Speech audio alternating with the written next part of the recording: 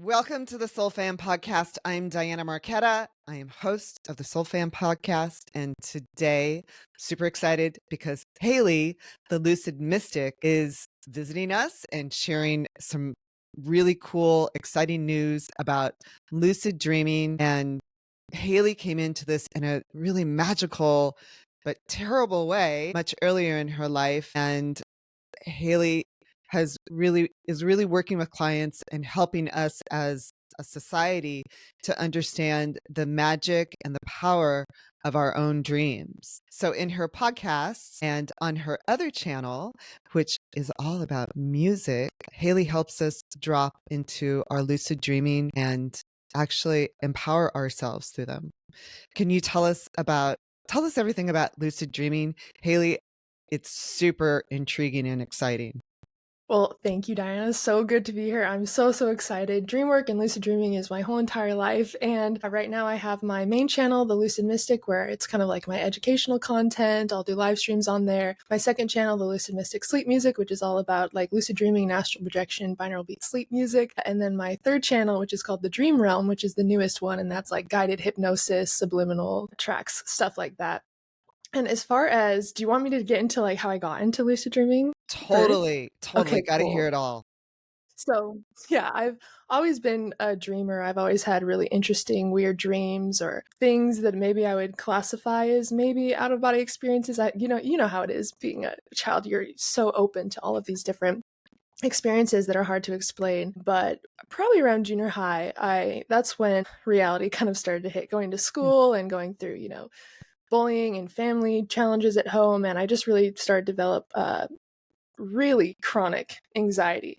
And no one in my family knew about how to handle panic attacks or what it was. And so, and me and I didn't really have a super great home life at home. And so it was very difficult to learn how to manage my emotions, to learn what was happening. And I developed a lot of digestive issues from the anxiety and storing my emotions inside and not knowing how to process what I was feeling. And so I eventually developed gastritis, ulcers, esophagitis, IBS, you name it. I Oh went my god. to the best doctors all around my state, the best hospitals. I was on 8 medications, and they basically told me, this is incurable. And if you don't take care of it, it could develop into something worse. But you're just going to have to deal with it, basically. There's no How old cure were or you? help for it. I was about 16 or 17 at that No point. way.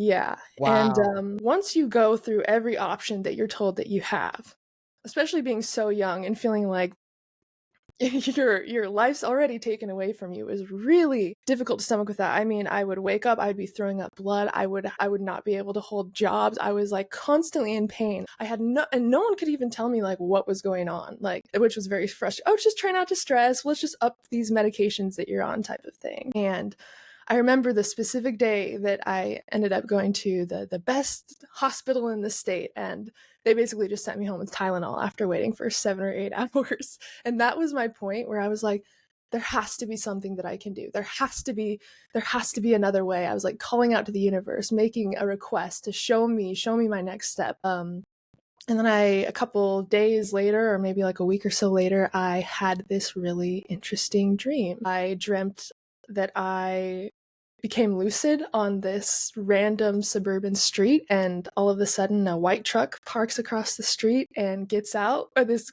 guy with long hair gets out, and he comes over to me and he introduces himself and says, "Hey, I'm here to help you heal your stomach like you asked for." I'm just totally like, okay, I'm not gonna like not follow this guy. It's like I just realized I'm dreaming, and I'm like, okay, yeah, sure, whatever, like. And we are just walking down the street, and he tells me he's gonna take me to this healing pool of water that's at someone's house, like in their backyard swimming pool. And again, I'm just interested in where the dream kind of takes me. So I follow this guy down to this house, and we just walk right through the house. And the family is kind of barbecuing in the backyard. They welcome us in, and I remember them offering me an otter pop, and it was like the most vivid thing I've ever tasted. That's one thing you guys will have to explore in the lucid dream is your senses aren't confined to your physical body. It's you're experiencing it through your consciousness, and so there's no limit to what you can feel, hear, sense, experience. And I remember getting in the swimming pool, and instinctively, I just remember thinking to say thank you for my healing as if it was already done. And I put my hands on my stomach in the pool, and I remember the light from the sun kind of connecting to my hands, and all of a sudden the light was going into my belly. The dream started shaking, and I just remember slowly waking up. I like sit up in bed, and all I remember is just saying, "Whoa." And that was the first day that in like 8 years, that I didn't wake up from intense gnawing, really intense sharp pain. I like stopped for a second and then realized, like, whoa, what did that do something? And I was like, I'm just going to see how long I can go without taking. And these were medications for like anxiety, anti-inflammatory medications, like whatever it was. There was like 7 or 8 different ones. And I just wanted to see how long I could ride this wave of feeling good. And since then, I have not taken any of those medications, but I dedicated to more dream work after that. And I found my healing through that lucid dream. Ever since then, I really became obsessed with lucid dreaming, and I would, do some upkeep every time I could get a lucid dream. I would do some more healing work on my body, and so much started to surface. I started to see patterns release from anxiety. I started to see where things started as far as the root cause of different things. And it was the biggest guide I ever experienced was my dream world. But the fact that we can experience the placebo effect, which is our physical body's ability to heal itself, the fact that that is possible through dream states, is really what showed me I've got to explore into this. I have to see what is possible. And since then, I've been on a very big journey of seeing how we can transform our lives and expand our consciousness and live the life of our dreams through using dream work and creating a deeper connection to this part of ourself. And I can go so much into dreaming and how we can use it, but that has been my mission, my passion, my purpose, is to help people live the life of their dreams and live and create impossible circumstances that we would have never even thought we could experience through the power of dreaming. So that's kind of what got me into it. I'm so grateful I got through, I experienced all of that, because since then I've helped clients deal with skin conditions, PTSD, sleep disorders, and we're just seeing how far the rabbit hole can go. And I haven't found the limit to it yet. So we're just seeing what we can do with it. Yeah, we love rabbit holes. That's right. That's the best. Okay, so hold on. When you were in that dream, and I realized you're only 16, my heart just goes out to you. Girls go through so much at 15, 16, 17. Your bodies are changing so much, and you're on all those drugs at the same time. It's a wonder that you even were conscious enough or cognizant enough to understand that you could. I don't know if you understood it, but did you understand while you were in that dream that you had this sort of power to connect with your deep inner self? So what's interesting is I had a few random like lucid dreams before this that were just kind of spontaneous, and I think going through school and kind of growing, it kind of numbed me out to that part of myself, and I kind of forgot about it. I remember having these experiences here and there, and then that kind of brought me back to it, and I didn't even know it was called a lucid dream at that point. Like after that is when I started looking into it, and I got into this when I never read any books on this. There weren't like YouTube videos on this, really. I had no idea what I was even experiencing. And so it was really all trial and error and experimenting myself and seeing like what this was. I didn't even find out it was called lucid dreaming until later. But in that moment, it's like I remembered this place. I remembered this part of myself. And that just started my obsession after that. But it was like visiting a part of myself that I forgot existed, and that was my true self. It was truly like the truth of my being coming to help me remember who I am. And so I don't think I recognized the power within that experience until after, and then that just helped me remember all of the little cues that I got to explore deeper into this place. So it was kind of the catalyst to helping me recenter. Wow. That's fabulous. Fantastic. Amen. I'm so glad you were healed. I bet nobody believed you. Yeah, even the doctors. I was so excited because I got an endoscopy and a colonoscopy before then, and they saw these scratches, erosions, abrasions on my stomach. I even have the scans somewhere still. I remember keeping them. And I got an endoscopy after this, probably almost a year after I experienced that healing. And yeah, they asked me what I changed, what I changed about what I was doing. And of course there were a few things like, some natural oils or tinctures or whatever I was taking for little things. But I told them, you want to know the experience that happened? I had this lucid dream. And they're like, what's a lucid dream? And I just started spilling out, just couldn't, and they were just they didn't really talk too much about it. I think they were either didn't believe me or were just shocked that I would even bring that up. But yeah, since then, anyone that I could even talk to about lucid dreaming or share my experience with, I was so ready. So yeah, I don't know what they thought, but they definitely weren't expecting that for sure. Mm, Especially after telling me that it couldn't be cured or anything, you know. And I'm not saying it's, you know, who knows if it's completely cured, but what I can tell you is I do not experience it the same way. My pain, like the only time I experience a little, and I think that's just anxiety because we hold anxiety in our mhm, digestive tract. When I'm experiencing, like when I hosted hospice for my grandmother, you know, and watching her cross over, that was like when I felt that similar discomfort again. But it comes up when I actually feel deep grief or worry, mhm. but it's not in the same way at all. I think that's just how our bodies naturally feel when we're feeling something deeply. But yeah, I consider it healed. I haven't Right, experienced it for years, even in exactly. yeah, intense Wow. anxiety. So let's jump into your podcast a little bit. And then the other part of what I'm curious about is have you, and I'm really only asking this sort of as the devil's advocate, did you do any formal study on sleep? Did you do any formal psychological studies, anything like this? Because so much of what I listen to with you, I'm like, this is totally legit. I vibe with all of this. I feel it. I believe it. I don't Mhm. need any academics behind it because it is effective. Thank you. And no, I have no trading. I have no nothing on any of that. It was totally just from kind of experimentation and Mhm. running my own experiments and helping friends experience, you know, I was coaching and teaching before I even realized I was doing that when it came to dream work and stuff. And later I got into dream yoga, and I realized I was already Mm. teaching dream yoga through becoming conscious within the dream, learning to collapse the dream, learning to witness the dream. And it's like witnessing a deeper part of yourself, using archetypes, you know, to Oh. connect with different parts of yourself. Like you can talk to a personified version of your anxiety, your most abundant self. All of this exists. And so yeah, I just see it as this big environment where we can explore our own wonderland of who we are. And yeah, it came from just my own passion and interest. I have no prior studies anywhere or anything for this.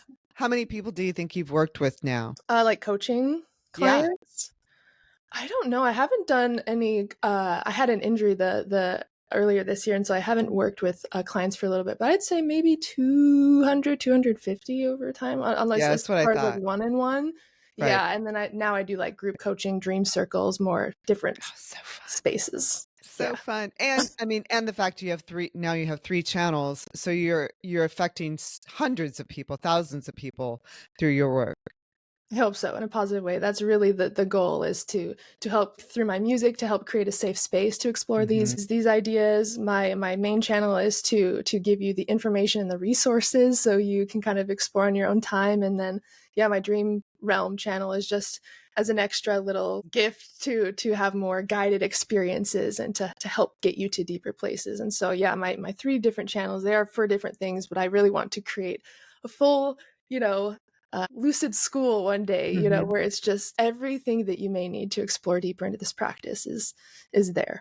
Do we all dream? Yes, everybody dreams unless you have some sort of like REM sleep deficiency, but everybody dreams, but not everybody remembers it. It's Mm. actually a skill to build dream recall, but it can take less than a week or so. Even people that have come to me who haven't dreamt for like 30, 40 years can start can start remembering their dreams again in a very short amount of time, just by little uh, habits that we create, like having a dream journal, practicing writing in that daily. Even if you don't remember anything, the act of you using your dream journal that is the memory building tool. So you practicing recalling what happened during your sleep kind of shows the brain, oh, so this is a priority now. We want to recall this information that happened during sleep. And so you're showing your brain what your priorities are and what you're interested in. And then it starts to bring some of that recall piece by piece to the conscious mind. So everybody dreams, but it is a skill to remember those dreams. Okay, so I know a few people who have severe sleeping disorders, severe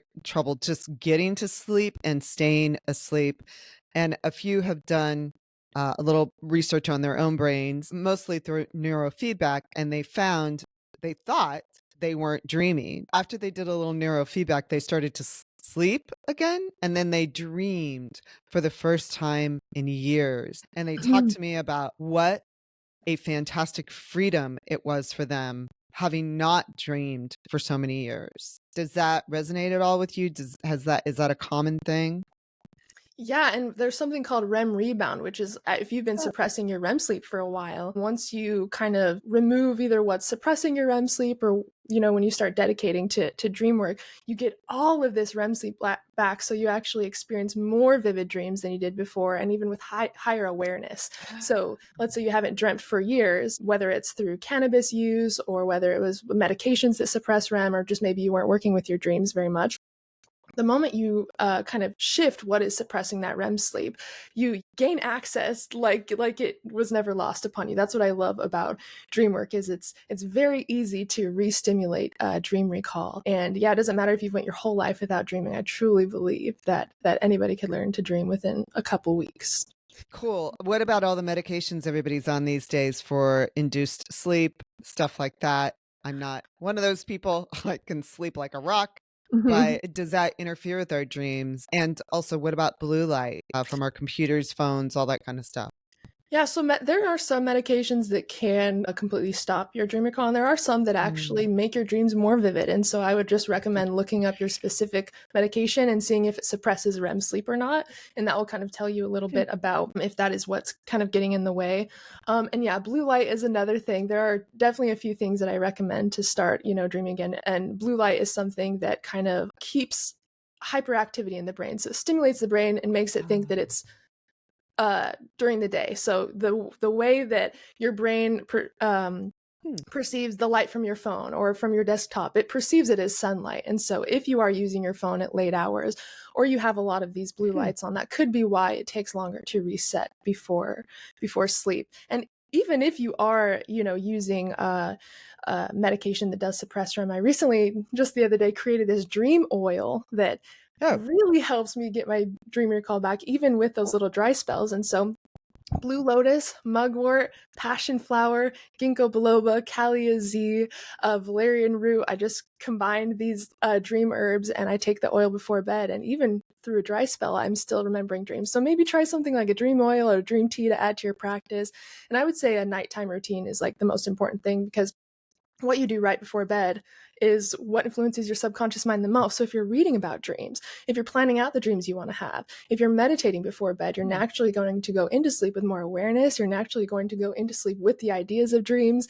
And then you might notice that you dream of talking to people about dreams, and that could even trigger a lucid dream. So you're kind of setting yourself up to saturate your mind with dreams, and that kind of sets you for the night ahead. So yeah.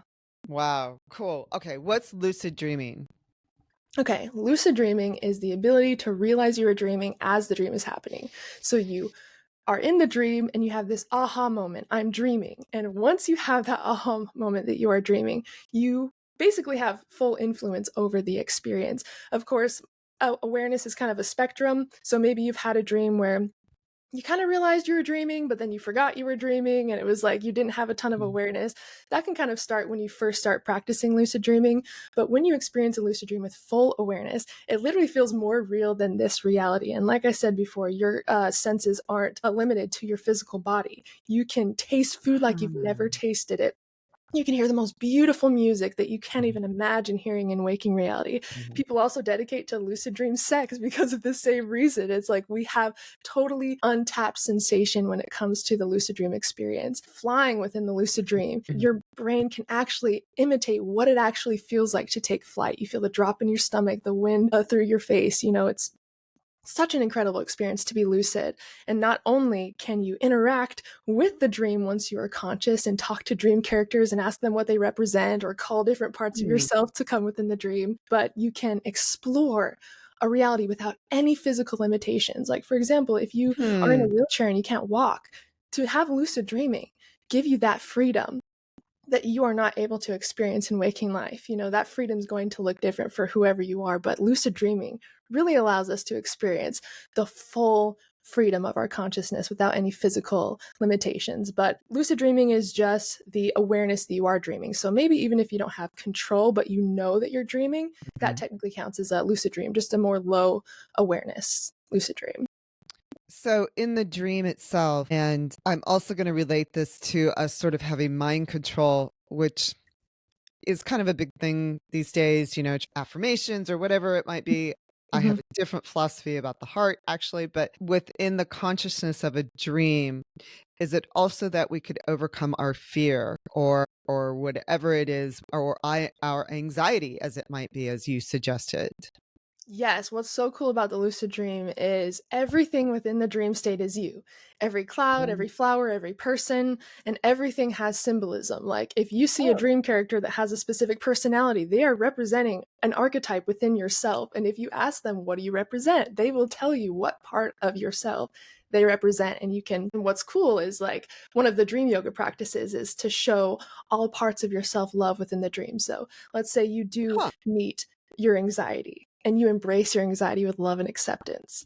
That is going to do something very deep for your psyche, because these parts of us that we reject, deny, disown, we are now embracing. We are now showing the love of awareness to these parts of ourselves. And it really does affect us when we wake up. I've had dreams with my inner child, my shadow, and there's no limits to how far you can go. I live in Washington now, but this was a dream of mine for years and years. And I would constantly dream of my Washington Haley self. That was like an archetype that I connected to help me shift into this reality in Washington. And dreaming was one way that I did that. And so, yes, lucid dreaming can absolutely help you get over fears, phobias, because all of that is within our subconscious. And when we're dreaming, we're in our subconscious mind. So we can come face to face with all of those parts of ourselves like no other way. Like the only other way that I think we can come close to this is through like hypnosis or something, but then you still have to get down to the right brainwave. You have to drop into theta. You have to be able to recall that information. Within dreaming, I'm face to face with this part of myself. I can touch this part of myself. I can hear. It's like I'm fully engaged as if it's a real experience. Lucid dreaming is truly the most vivid VR game you will ever play. It really is more real than this reality. And because of that, you can interact with your fears in a safe place. So for example, it's kind of like exposure therapy. Let's say that you were afraid of heights, but you decided to manifest experience in a lucid dream where you can interact with heights safely. You know that you're dreaming, but your brain does not. Your brain thinks it's a real experience. Your brain can't tell the difference between imagination, dreams, or waking reality. And so when you're interacting with your fear willingly, it's questioning, wait, I thought we were kind of scared of this. It starts to rewire the brain in the moment as you are interacting with your fear, especially because you have a calm emotional state. You know that you're in a dream. And so this work, they're really starting to come out with a lot of science now within lucid dreaming, how it can help serve PTSD in veterans. And there's, it's like this can go so deep to rewire our internal fears or traumatic experiences that we've had because of the brain not knowing that it's, not a real experience. So you can truly, like, really dig deep with your fears and desires and really discover parts of yourself you may have not even known that you had. So understanding that, for instance, it is being used with veterans who have PTSD. And also, does this apply to people who have night terrors, who might experience something like an attack, but and not and even act out that attack, feel like that, what do I want to say, walking in your sleep sort of thing? Is that part of lucid dreaming? Is that something we can actually control or use to overcome our issues? I do think so. My brother, actually, I grew up with my brother having night terrors and sleepwalking. He would wake up and literally be down the street. I would wake up to him like screaming bloody murder in the middle of the night. So I totally have a close experience with someone who had really bad night terrors and sleepwalking. And I'm not sure exactly for sleepwalking how it would work, because I think you're in deep sleep when you are sleepwalking. I know that you're in kind of a different state than just REM sleep, so I am curious how that would be.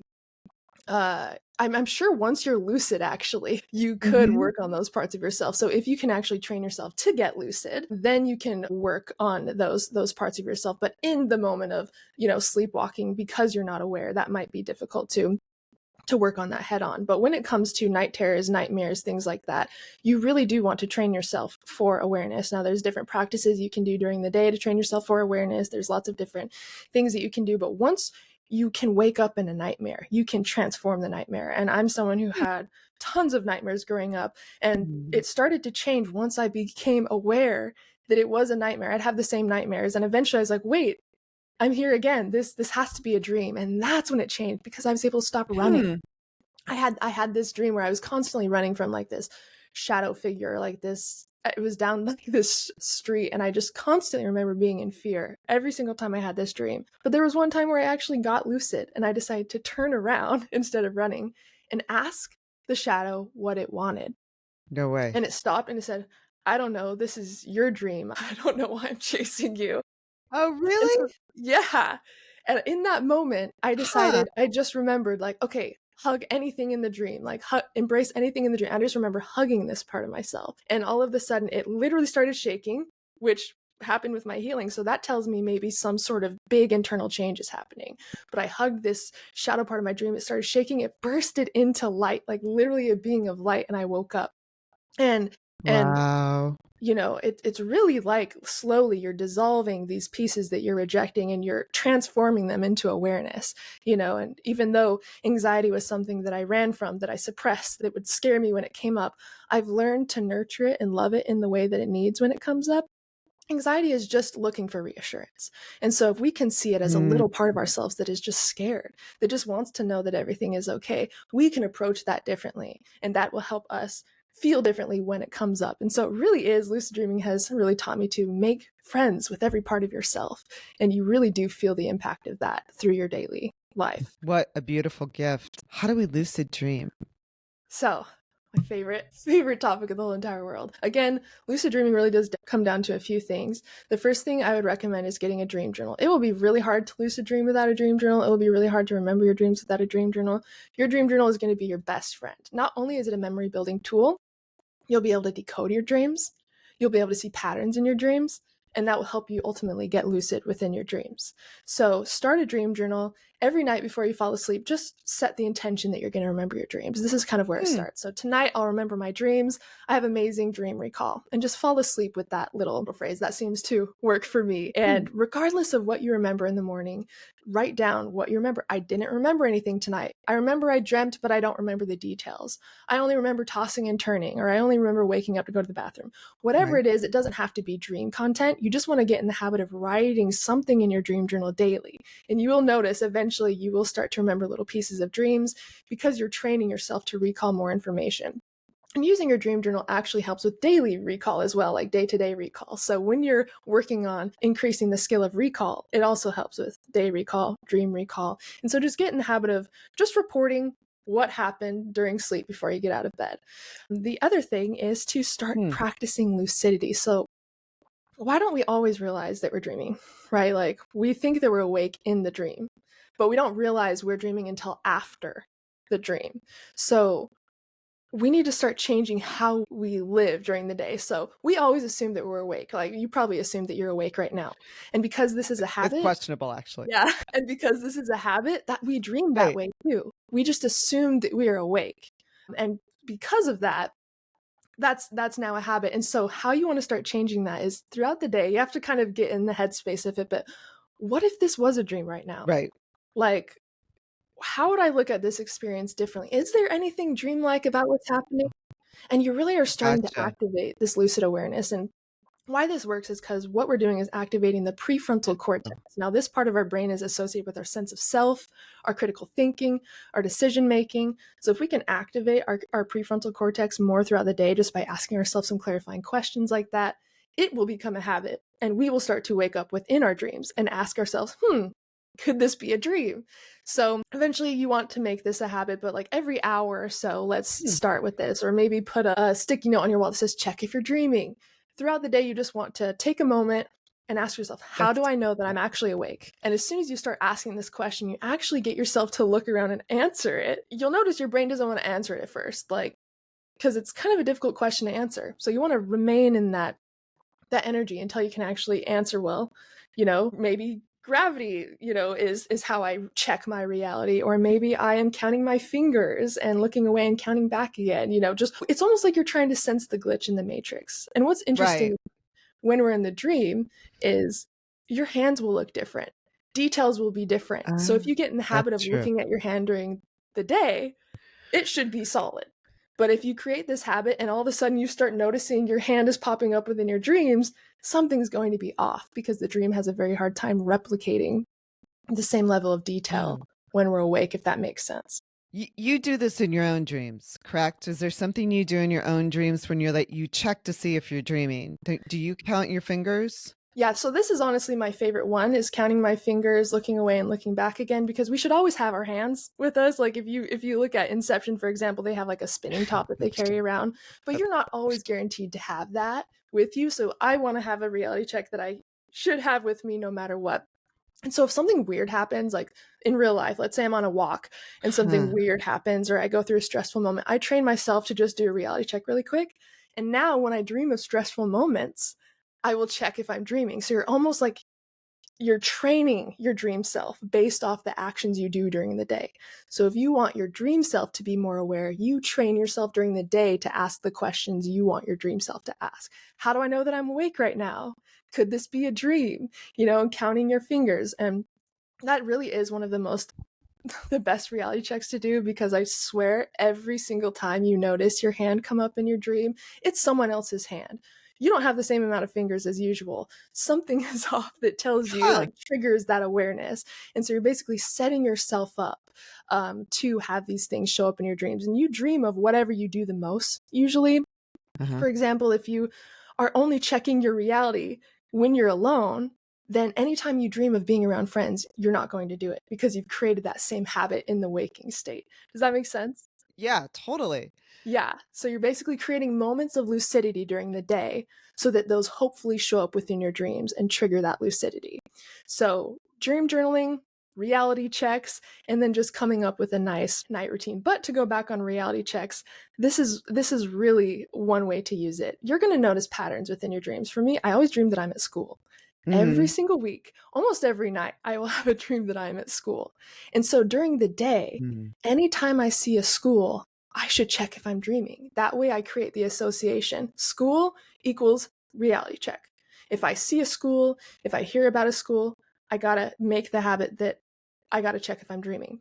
Now, anytime I dream that I'm in school, that habit has now seeped into my dream. Oh, I see a school again. Let's check if I'm dreaming. Oh my God, I'm actually dreaming this time. It will shock you because you don't become lucid until you realize the result of the reality check in the dream. So it will start as like a habitual thing, but you will wake up from these moments that you create inside the dream. So notice, then that's another benefit of writing your dreams down. You get to see the things you dream of the most. If you always dream that you're at the beach, for example, then anytime you see a picture of the beach, check if you're dreaming. Anytime you think about the beach, check if you're dreaming. And your brain will Mm. naturally start to remind you, okay, beach, check if you're dreaming, even in your dreams. And so it's really just about activating that part of your mind more so you can change the things that happen in your dream and start to wake up within them. Hope that makes sense. Yeah, totally. I'm totally vibing with this completely. I'm a huge fan of Inception, by the way.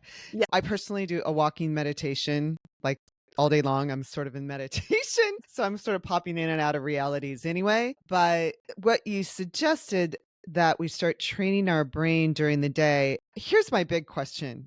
Is this a dream? It could be, and that's part of dream yoga, is to train yourself to know this is all a dream.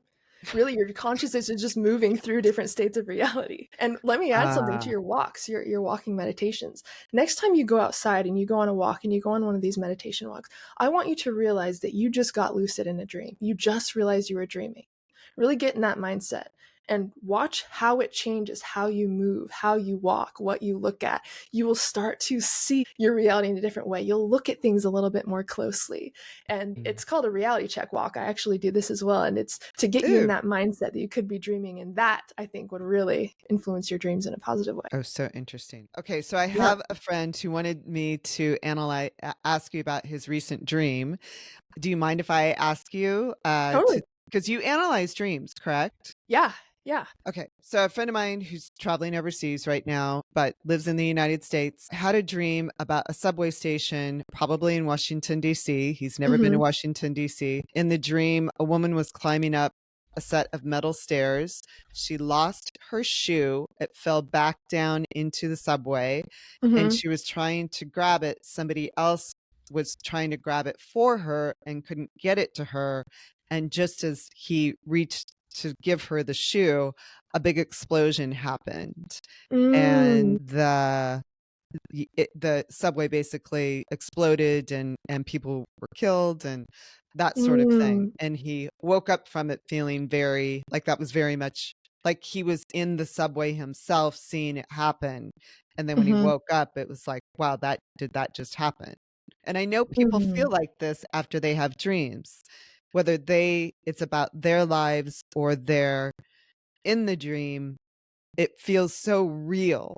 Mhm. Usually when a dream feels like that, it's usually because there's some sort of message within it. Now, although I do decode dreams, it really does depend on your specific subconscious mind. So what I would Mhm. ask him is the three things to decode dreams. What was the theme of the dream? So we can see kind of what the theme is, right? Someone needed help. He tried to help them, and Oh. then he was too late. That's kind of the theme. The emotions present. I would ask him what are all the emotions that he felt in the dream, because those are actually tied to physical waking life emotions, and this could be some symbolic situation that he's experienced in another way where he felt these same emotions. Obviously it wasn't the same thing, but it could be Mhm. his subconscious mind processing a past event. So what I would do is look at the theme, all of the emotions he felt in the dream, and then if there was any specific symbols that he connects to that he recognized. Maybe he was near his childhood home, Oh. maybe someone he knew was there, so that also could really tell us a lot about the dream. Hmm. But do you know by chance any other emotions he was feeling? Did he feel guilt? Did he feel like anything else? Sadness. He said he felt enormous sadness. Okay. So what I would do is I would ask him where in his life, even if it's a very past event, did he try to help someone or help himself, but he felt like he was too late? What is he holding on to that he feels like is his fault in some sense? Oh, Because too. what's interesting about dreams is that it's always striving for healing. Our subconscious mind is Oh. always striving to heal and process and integrate experiences. But when we go through a traumatic experience, we store it inside because we're not able to feel it fully in that moment to release and express it. And so that's why some of these really intense dreams come up, is because something is ready. Maybe he feels safe enough where he is in his life now where this can actually come up and be processed. Usually when we are experiencing really difficult emotional events Mhm. or something, we don't have that stuff come up as easily until we're in a space where we can process it. And so I'm curious if there's anything that he is feeling guilty for or holding himself accountable for that maybe wasn't even his fault. It could even just be a falling out with a friend. Maybe he tried to reach out and help a friend, and it went totally wrong, or maybe they didn't understand how, what he was trying to support them with. It could be in a much smaller way than this dream, but this dream definitely wanted him to pay attention, which is why there was so much energy behind it, why it was Mm. so vivid. And so we got to remember also the dream is extremely symbolic. So like people being killed, it could just be people Right. falling away from his life or him feeling like he let people down, Oh, it's and fascinating. yeah. Not And even so my the dream, and I'm fascinated by it. yeah. And so it Huh. really does connect. So it's looking at the themes, emotions, specific symbols, and where did I feel similar in my life? Where did this theme play out similarly in my life? And once you recognize the theme and maybe you recognize what you need to let go of or where you need to lean in more, the dreams will shift. It's literally you're working with your dreams directly to release stuck blockages. And so this dream definitely seems like it's trying to release something that he's holding on within himself. Interesting. He's a counselor, so he's a psychologist. He uses spirituality and Oh, psychology as a counselor, so he sees about, I don't know, a good dozen patients a day. wow. So very committed. So really interesting. I'll share that with my friend. Uh, Yeah. super interesting. And he takes on a lot, from Right. and so that totally makes sense that it kind of played out in this way, that he almost has this feeling like I need to save this person, or I need to make sure that what I give this Hmm. person is of value. There's that extra pressure to the work Right. that he does. So Wow. back to what you said about healing, that dreams are always trying to help us heal. How do you know that? From my personal experience, and also if we look at the brain, I mean, when we look at trauma Mhm. and how it works when we experience trauma, it's always trying to come up. It has to come up to come out. If we stored it inside with pain, it's going to come up with pain. And that is just the process of emotional processing. And so, because the dream is in the subconscious territory, things that we stored within the subconscious seem to play out within the dreams. And so, even if you're not having anxiety come up during the day, maybe you have anxious dreams, and that's how your anxiety is coming up to be resurfaced. And so, and I love, like, one of my favorite topics, obviously I'm not an expert at it all, but I just find it so interesting, is like neuroscience and brain science, and Mhm. because it totally directly connects to lucid dreaming and even quantum physics. Like, I love how everything Exactly. is super connected, because it shows us everything is just one moving, moving entity as far as the reality we're experiencing. And based off the people I've worked with, the things that have resurfaced in my waking life from anxiety, it's like that internal part of us is designed to heal and release what no longer serves it. And even when you look at Buddhism or practices like that, it talks about, when you store suffering inside, it comes out as suffering. And our job is to Oh, relax into that space and let it release. And it will release on its own if we don't keep pushing these things down. Us pushing it down, it doesn't get rid of it. We save it. These experiences that we never want to experience again, we save inside as a protection mechanism.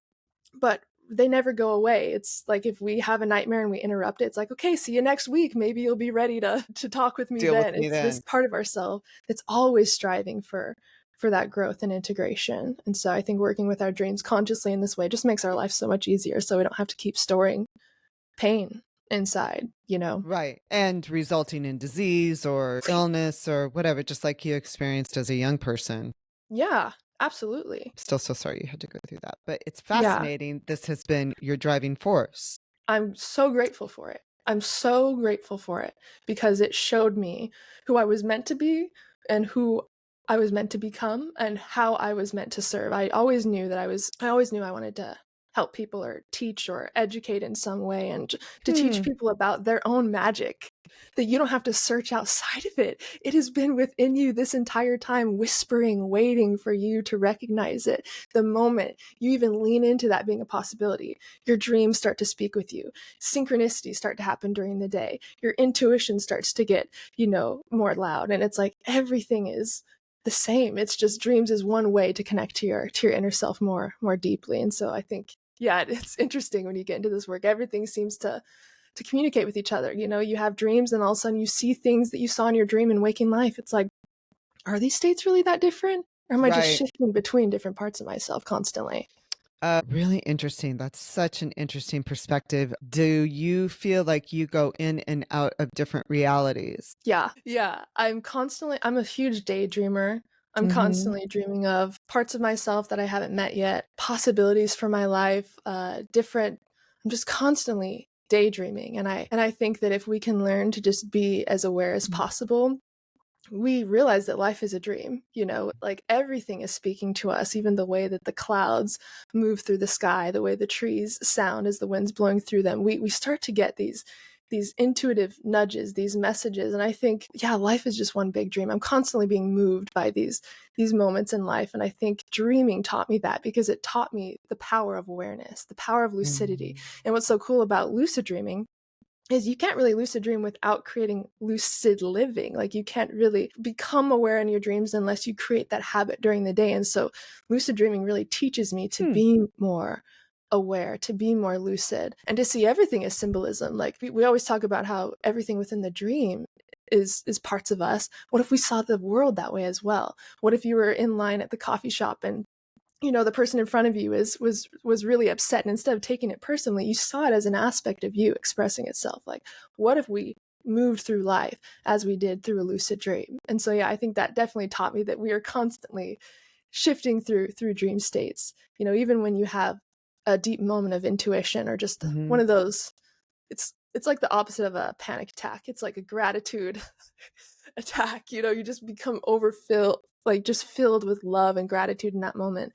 I think our consciousness is constantly moving and gathering information, and we're constantly shifting through dream states throughout the day. and at night. So fascinating. So interesting. What about astral projection? I know people in the spiritual world, a lot of our subscribers, they really experience astral projection, or they at least experience something that feels like they are in some other dimension. Not Mhm. just a dream world, but something beyond that. Does that make sense? Yeah. And how I'd kind of describe the difference between lucid dreaming and out of body experiences is lucid dreaming is like you're traveling within your own consciousness. And Right. with out of body experience, you're taking your consciousness and traveling outside of yourself. So you're experiencing outside of yourself into different dimensions of reality. And even though that can also be used as like personal growth, it's kind of a different way. It's helping you overcome, maybe fears that you had, maybe the fear of death as well. It like takes it even deeper. And what I love about out of body experiences and lucid dreaming is they can both kind of help with the same things. For example, the fear of death, you realize that consciousness isn't attached to the physical body. And I think experiencing lucid dreaming and out of body experiences kind of gives you that comfort. But yeah, lucid dreaming is kind of traveling inside of your own consciousness, and it usually happens during REM sleep.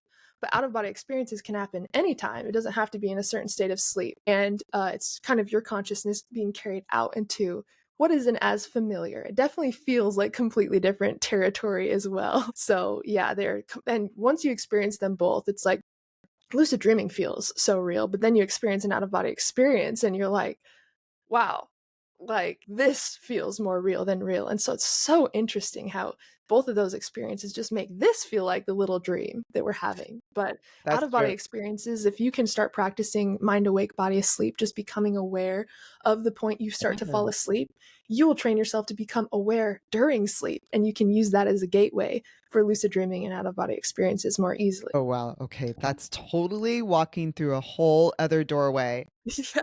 Yep. So I I I understand astral projection from a conceptual standpoint, and I'm pretty sure I've experienced it. Can you explain it to the audience? Mhm. Yeah. So a lot of the time, it doesn't usually have to happen this way, but a lot of people will experience it through sleep paralysis if you've ever experienced sleep Right. paralysis. So basically, what's happening during sleep paralysis is the mind is awake as the body is fully asleep. As you start to fall asleep, and I remember the first time I experienced this accidentally. I like was little and I had to go to bed early or something, and I was like laying in bed with my eyes closed for a long time. And the hypnagogic imagery, those colors and flashes of light and swirling images that you may see as you're kind of falling asleep, or if your eyes are closed for a long time. Mhm. I start to kind of just watch that and play with it in my head. And it's kind of like when you rub your eyes and you see all those different colors. Eventually, you'll start seeing that the closer you get to sleep. And that's kind of a sign. Your subconscious is opening, your body's falling asleep. I didn't know any of that at the time. I would just always know that, oh, I just play with these colors, with my closed eyes as I'm falling asleep.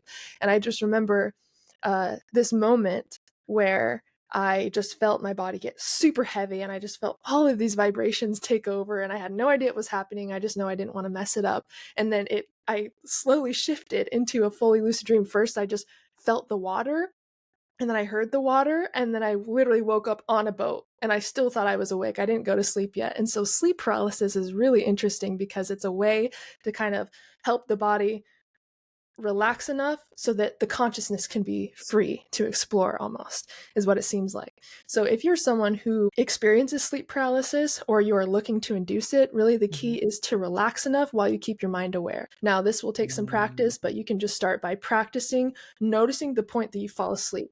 As you fall asleep, just try to hold on a little bit to that awareness and just watch the process as you get closer to sleep. And eventually you'll be able to carry your awareness a little bit further in, a little bit further in. You're going to experience what is called, well, it's very interesting because it's like fake itches and urges to move. It's called the rollover signal, and it's basically your body trying to see if you're actually awake or not. So you'll get these itches or these like uncomfortable feelings to move, and it only lasts for a couple minutes, but that is a fake signal. Your body is just trying to see if it should induce sleep paralysis. It does not want to paralyze the body if the mind is awake, because sleep Oh. paralysis is meant to kind of protect the body as we're dreaming so we don't physically act out our dreams. And Oh. that can also explain sleepwalking, for example. Maybe they have a deficiency in those chemicals that paralyze the body during Right. dreams, but you may experience Wow. that little discomfort for a minute. And then all of a sudden, you're going to start to feel this tingling, this buzzing. Maybe you're familiar with some of these sensations. And if you can just relax and ride the wave, you can literally shift out of body just by imagining movement, rolling off your bed, floating up above, standing on the other side of your room and looking at where your body is. And that's one cool technique that I recommend practicing. Wow. It's called the target technique. As you're laying down, imagine you're standing on the other side of the room watching your bed. You will have these moments eventually where you actually shift your awareness for a split second to that area of the room. And this shows you, oh my gosh, with practice, I can actually shift where I'm viewing reality at based on practicing viewing from that place in my conscious awareness. Does that make sense? It's so trippy. It is the trippiest thing. Yeah, that is trippy. Is that like by location? It's kind of like that. Yeah, you'll literally just maybe you study. Maybe I'm gonna imagine I'm standing here in my meditation. So I'll maybe study this area, what things look like, how it smells, what it feels, and then in my meditation I will imagine I'm sitting here as vividly as I can. And eventually you will start to feel that shift, and that's really when you start to experience interesting things when you're with your consciousness. Once you realize it's not tied to the physical body. All right. So if I can view myself as I'm sleeping, does that mean I have the power to then move around not only in that location but in other locations? Totally. That's one astral projection technique. Now it may Oh, take a little bit to get comfortable with, but there will be a point where you actually do shift out of your body from doing that. Now the key is to be in mind awake, body asleep when you do that. Because once the body is asleep or mhm. close to sleep and then you start doing that technique, you're going to have a lot more success with actually fully projecting outside of your body. So it may just seem like almost like a remote viewing thing for a little bit as you're practicing. Maybe Right. you take a nap and you practice it and you have these few little moments. But there's going to be a time where your body is vibrating. Maybe you're fully in sleep paralysis and you're like, let's try that technique that we've been practicing. And that's actually what gets you to shift out of your body. And then once you're out, you can use your will to explore. It's very interesting. You don't use words, it's just like full intention to experience the out of body. But it's so trippy. Like as long as you can explore consciousness and perspective in different ways, that will do so much for you. I'll be sleeping and I'll be like, let me imagine I'm looking down from the perspective of the tree outside, and I'll Mhm. just imagine myself up in that area. Okay, now let's imagine and you just play with your perspective and see what can feel real. And after a while, it feels more real than where you're sitting and laying. It's a skill. It's like a practice that will take a little bit, but it will definitely get easier the more that you practice playing with your own perspective. That really is the game. Perspective is everything. We see that even with our own beliefs and things during the day. We shift our perspective. We literally shift how we're changing reality. We can take that same thing and apply it to meditation and these different Mm. techniques, and it will help us literally shift our perspective within that experience. Okay, that's super Trippy. intriguing. Super trippy, super Yeah. intriguing. But that's also something that feels to me like it can help me solve some problems. It can help me overcome some challenges or some hopes or achieve some dreams. Totally. Is that part of what you do and part of what you do with your clients? Yeah. So a lot of the time with my clients, I'll kind of ask them what their goal is, what their intention is. Sometimes it's just to explore different parts of themselves. Maybe it's to get rid of physical pain. Maybe it's to overcome a specific fear. And we'll use whatever their goal or intention is to kind of map out the process of how we get there. Some people are more drawn to out of body experiences. Some people are more drawn to lucid dreaming. I think they both can help very similar things. But depending on your specific intentions, I'd say that kind of determines the process of kind of what we explore together. But astral projection can be a little bit more difficult sometimes than lucid dreaming. So sometimes I'll still go through like the dream work process with my clients. And once they start getting comfortable in those spaces where the, mind awake, body asleep is usually what we call it, then they can start exploring beyond with astral projection. But even out of body experiences can help you with physical pain, physical healing. It's energy work. Like you're literally Mm. in your energy body, and energy is everything. It's the entire experience. And so you can use it in the same way as lucid dreaming. It's just kind of a different approach. But yeah, I truly believe those states. And it's not about what those states can do. It's like, what do you want? And we can figure out how to get those states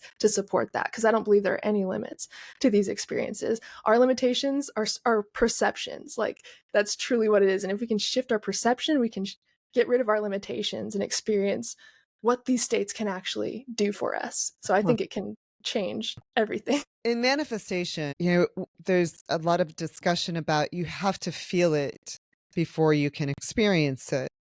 Mhm. I mean, manifestation is just something that's kind of big right now on YouTube and Instagram and somewhat in the spiritual world. Is this beyond manifestation? Can this be manifestation and beyond that? Does that make sense? Totally. Okay. Yeah, and what's cool about manifestation, it is just about embodying the version of you that you desire to be. People complicate it, people will try to have tons of different tools to help you get there, but really what it is about is shifting into the consciousness of the reality that you want. So I use this for my Washington self. I lived in Utah before, Mm, and I knew the life that I wanted, but in order to start to shift into that, you have to have clarity on who that version of you is. right. What does that version of you act like? What are their habits? How do they hold themselves? How do they talk to themselves? How do they talk to others? And from that point, once you start to really get to know that version of yourself like it's an actual person, you can start Right. to embody those traits, and that is manifestation. That is reality shifting. That is truly the way. Because if you can start to ask, like, well, what would that version of myself do in this situation? You can literally call that version of yourself into the now, and it will literally shift your entire reality. That is truly manifestation, is embodying it through consciousness. And our personality is just how we act, how we think, how we Mhm. feel. If we can change how we think, act, and feel to be in accordance with our ideal version, we are literally biohacking our own reality and shifting into that reality. And since everything is frequency, if you are embodying a new frequency, if you are embodying new beliefs, new thoughts, new habits, your physical reality has to shift to Mm, match that. It's universal law. And I love Neville. I don't know if you've heard of Neville Goddard's of work. course. Oh my God. I love his work. It's like, it's everything. Like, the feeling truly is the secret. And he talks about that a lot, literally embodying that version of you in consciousness as if it was already done. Because time is illusionary. And so if you're like, oh, I'll have that in the future, you'll Right. always be In the wanting that in the future. right, And so right, it right. truly is about embodying that now, suspending your disbeliefs, and playing a game with yourself. Life is a game. It truly is about frequency and embodying that version of yourself, not waiting for that self to come to you. Know that they are waiting for you to step into them, basically. Hope So that makes sense. yeah, totally. And I mean, we're sort of in our own virtual realities here, or sort of Yeah. in our own, Xbox. So Hmm. if anybody uses Xbox anymore, one of the things I have about whatever my future self is, I'm like, well, what if I don't like that? So is that a way for us to also sort of step in and experience it, see what feels good, what feels comfortable or right or, supportive? I don't know. Totally. And you can write out three different paths that you are drawn to, and you can meditate on each one, and you can embody that version of yourself in that consciousness and see how it feels. Right. That's what's so cool about consciousness, is we can embody any state that we want to. All it takes is a little bit of clarity. And so if you have like three different paths, that you really want to explore, you can feel into each one, and your intuition will tell you which one feels the most right. That guides everything. We're constantly being guided how we feel. So if you are drawn to a few different things, I'm just spending some time in meditation or embodying that version of you and seeing how it feels. Because there will be things, that you'll like more than others, or you'll want to swap out. And that's Mhm. what's so cool about this reality shifting, is you get to choose who you become. Every choice you make in this moment is literally bridging the gap between who you are now and who you want to be. And so we always have that choice to look at different options. And I truly believe that whatever you can embody the frequency of, even if it has never been done before, even if people think it's impossible, I truly believe that anything is possible. Truly, as soon as you start believing in magic for yourself, it shows up. It just shows up. It's like been waiting for you to believe in it. So as soon as you start believing in that version of yourself, that is a true version of you that you can step into the now, Hmm. it shows proof of it. As soon as you open to the idea, it shows itself to you. I am slowly getting this after all these years. So sleep is a big deal for people. Sometimes, there's a lot of sleep struggles. Do you feel like sleep is important? Is this something that people can use, can your clients use, that you teach to help people get better, more restful sleep? We sleep for a third of our lives. You know, Mm, that's roughly like 33 years spent asleep. And we still don't understand exactly what sleep does, but we know it's absolutely fundamental to our well-being. mhm, And if you look at what sleep really does, like during deep mm. sleep, that's when the body physically repairs itself. That's when our hair grows, is during deep sleep. That's when our nails Oh, grow. That's when our wounds heal, is during deep sleep. interesting. Yeah, and Is that REM why your sleep hair's is so when our long? yeah, and REM sleep is where our psyche processes itself and heals itself. And so every stage of sleep does something for us. And I mean, Huh. and if I look at all of the wisdom that I've gotten from my dreams, like I can't imagine shutting all of that out, like where I would be without the guidance of my dreams. And so I think even if you don't use dream work, just prioritizing a healthy sleeping cycle will do so much more than you know. Like one of the main causes of anxiety is not getting enough sleep. Look at Mhm. how important it Mhm. is Mhm. for our Mhm. brain to be able to function, to like how that controls everything. And so really prioritizing sleep and your well-being is going to do so much for you other than just your dreams. It will help you process emotion faster. It will help with your focus. You'll have more creativity. It truly does bring us to life. And so if you are struggling with sleep, I would just look at your nightly routine, like what you're doing right before sleep, because that Mhm. will either help you rest and digest or that will kind of stimulate you for the night ahead, and really just starting to move more slowly before bed. And also, it is important to note that some people take melatonin Mhm. supplements, Mhm. and it can actually disrupt our sleeping Mm, cycle I remember because that. it's so much melatonin, like a suppressed, in like a little capsule that our body can't break it down fully. And so it can actually Oh. disrupt our sleeping cycle. I recommend getting melatonin naturally from foods, or even valerian root is a natural sleeping aid that helps with anxiety, dream recall, and kind of balancing out our sleep. If you want a supplement, I recommend valerian root opposed to a melatonin. But if Right. you want to get natural sources, I'm sure you remember from Thanksgiving, getting tired after eating turkey. It's because of the tryptophan in turkey that the body turns into melatonin. So if you find other foods that have tryptophan in it, like turkey, pistachios, nuts, seeds, almond milk is really good before bed, you will start to naturally make yourself tired, naturally make yourself ready for bed.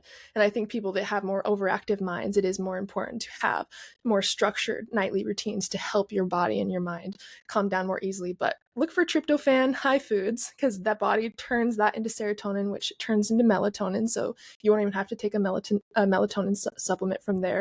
And then if you Hmm. need extra help, a capsule or two of valerian an hour or two before bed, I am out for the entire night. So that's Wow. if you really have a hard time sleeping, I'd add that in there as well. Interesting. Yeah, I know people who they have sleep apnea, so they have trouble Mm. breathing at night. And it causes all sorts of health related problems. I've also read that a lack of sleep or interrupted sleep is a leading component of dementia as well. Mm. So, do you feel like it's a bit of an anti-ager and a bit of a physical healer? We've kind of already covered that, but I really want to hear more from you about if you feel that the importance of sleep itself, not just the dreaming aspect, but putting in some good hours of sleep, is Yeah. that important for our health?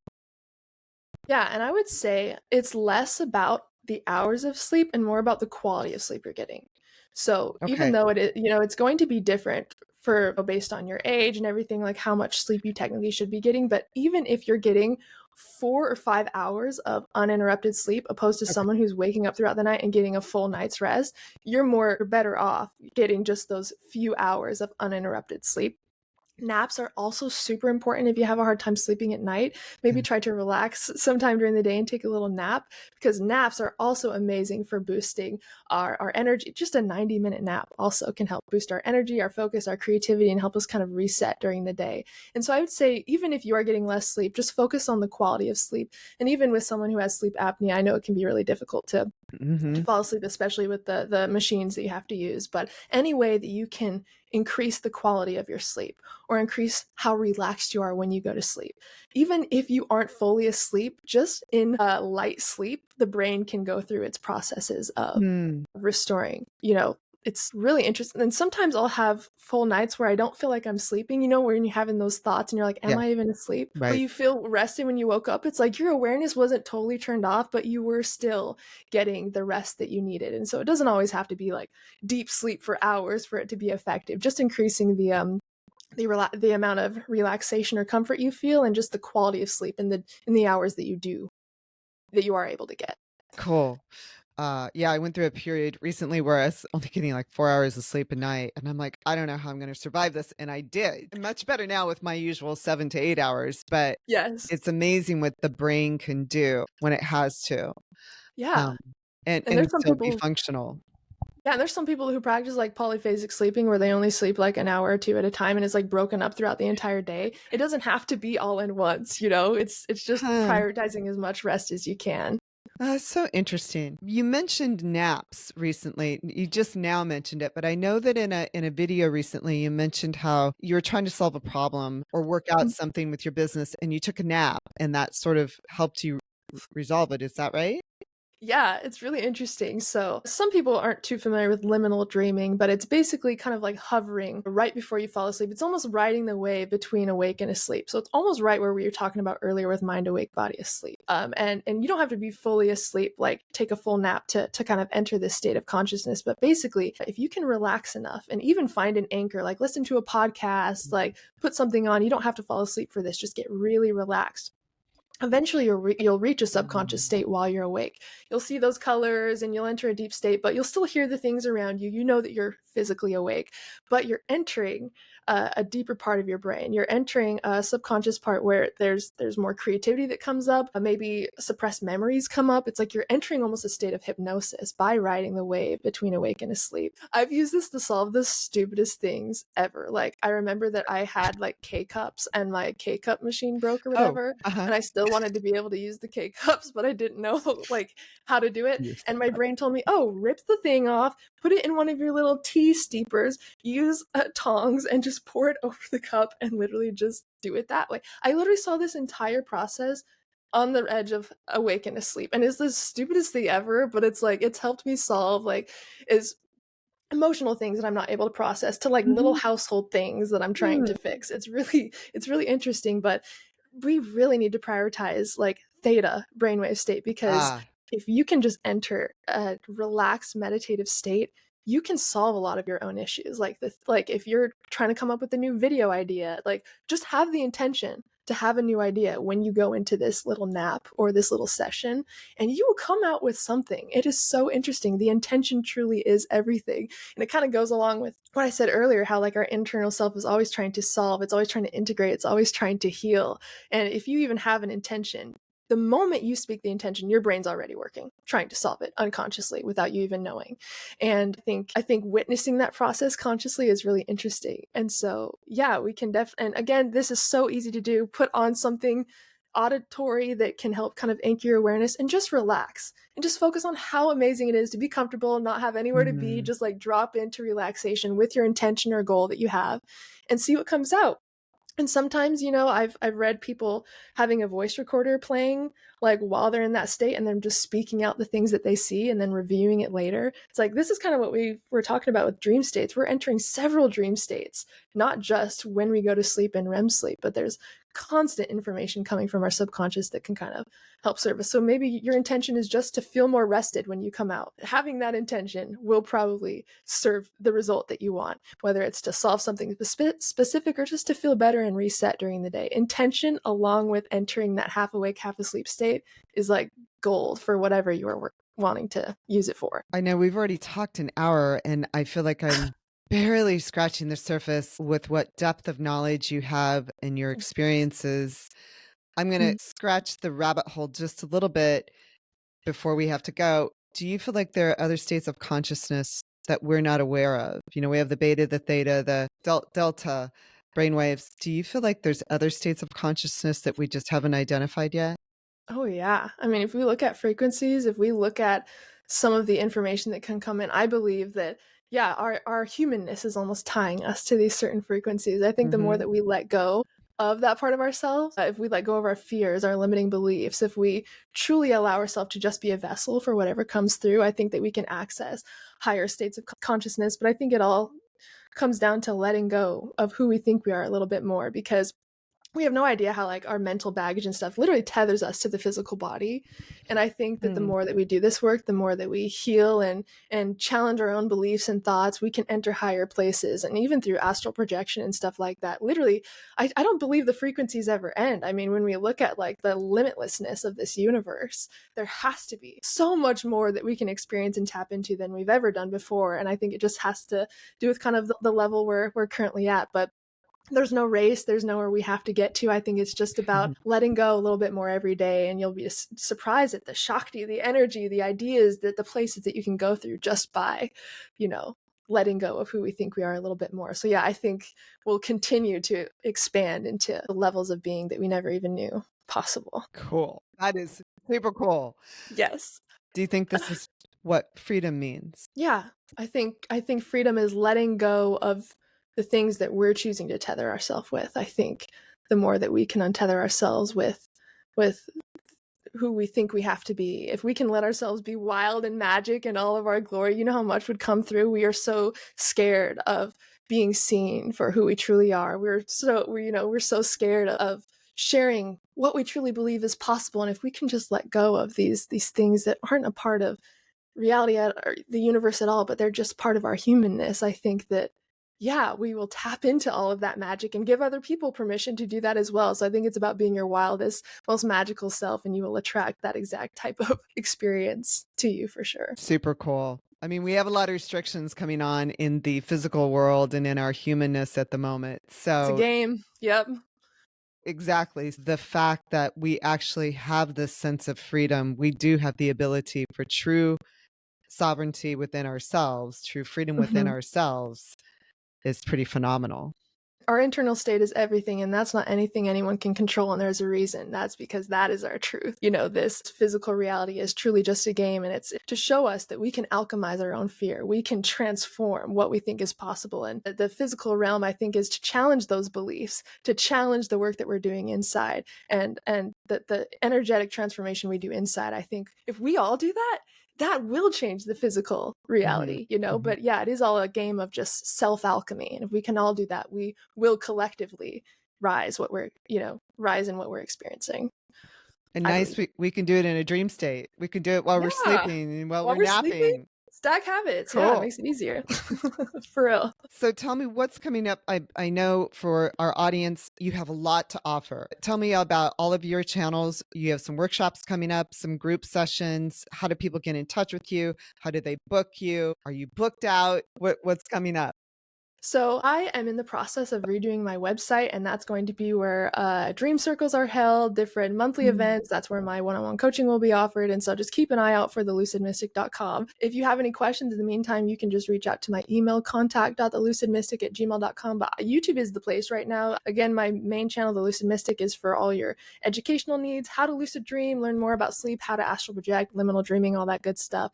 My second channel, I release nightly for like 3 years. So there's like a new ambient sleep track every single night for you on my second channel, The Lucid Mystic Sleep Music. Animations are made by me, music's made by me. Everything is catered to help you sleep soundly and dream lucidly. And then my third channel is more for like guided experiences. It's brand new. I don't have too much on there yet, but YouTube is where you will find most of this stuff right now. And then again, I am available. I would reach out. There's a link in my YouTube, but our Telegram community, that's where you can stay connected to the dream community and ask questions. I'm in there a lot as well. And that's where you'll also receive updates on different events coming out and everything. But at the end of June is when my website should be launching. So the lucidmystic.com should have kind of all of the updates on there as well. But yeah, YouTube is the main place right now. Awesome. I mean, that is how I found you. I was looking for some music that particular night to put me in a dream state, and I didn't know your animation was yours as well. That's pretty amazing. You're very talented. I'm just so Thank you. audience, just so you know, it's very talented. It's worth your time. It's worth falling into that dream state to Haley's music and animations. Thank you. I appreciate it so much. I wanted to take you to the dream world as much as I can with visual and sound. So I appreciate you for checking it out. That's cool that we were able to connect through that. Yeah, for sure. I'm going back to it. Trust me. Hell So yes. exactly. What a beautiful interview. Thank you so much for the time and energy that you're taking to follow this work. And Thank you. it's seriously, it's so empowering, and hey, it's free. You don't need insurance to dream. So Yes. What more can we want? you can dream yourself awake, you can dream yourself rich, you can dream yourself healed. Yes. And your Truly. merchandise, by the way, is super cute too. I just want to put a plug out there for that. Thank you. So it's very nice as well. I'm going to link all of this in the description below, and hope more people will contact the Lucid Mystic. Awesome. Well, thank you so much. It's been such a pleasure talking to you. I've loved this conversation, and yeah, such a magical chat with you. If you've made it this far, thank you so much for watching the Soul Fam podcast and this wonderful interview with Haley, the Lucid Mystic. I just wanted to pop on and tell you that, one, I appreciate you watching this long but really interesting interview with Haley, who's clearly very dedicated to helping the collective with their dreaming and their lucid dreaming and helping to change their realities through consciousness and understanding our brains and our dreams. I also wanted to say I did my own little experiment with Haley's suggestions and went to sleep the other night, followed my regular pattern, asked a question right before I went to sleep, and definitely had a very interesting dream. And I wrote it down in my dream journal when I woke up the next morning, which was super interesting. And I'm going to continue to do that. So it appears that Haley's work really works, and it's worth the time to consider taking a note or two about your dreams every night. I certainly found it really interesting. So thank you again for watching this interview, and please remember to like and subscribe and add a comment or two, and I'm happy to share my dream with you or my upcoming dreams with you if you're really interested. Look forward to seeing you soon.